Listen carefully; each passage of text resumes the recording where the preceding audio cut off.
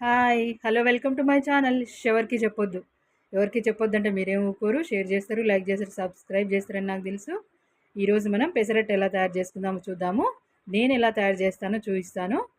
ముందుగా పెసర్లను తీసుకొని పెసరపప్పు, పెసర్లు కాకుండా పెసరపప్పు తీసుకొని నైట్ నానబెట్టేసుకున్నాను. దీనికి కొందరు బియ్యం యాడ్ చేస్తారు. నేనైతే చేయలేదు.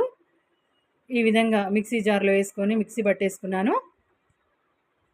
చూడండి మిక్సీ పట్టేసుకొని దానికి తర్వాత ఒక మిక్సీ జార్, అదే జార్లో మిక్సీ పట్టిన పిండి పట్టింది ఉంది కదా, అదే జార్లో కొన్ని మిరపకాయలు, కొంచెం అల్లం మాత్రమే తీసుకున్నానండి. నేను కొన్నిసార్లు అల్లం వెల్లుల్లి పేస్ట్ రెడీగా ఉంటుంది కదా, అది కూడా వేస్తాను. ఇప్పుడైతే అల్లం మాత్రమే వేసాను. నెక్స్ట్ ఉప్పు కూడా యాడ్ చేసి మొత్తం మిక్సీ పట్టేసుకొని ఆ పిండిలో కలిపేసుకుందాము.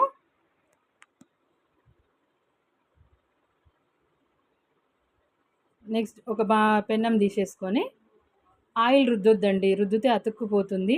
ఆయిల్ రుద్దకుండానే ఈ విధంగా పెసరట్టు వేసేసుకుందాము. కొంచెం ఆయిల్ కూడా వేసేద్దాం మీద.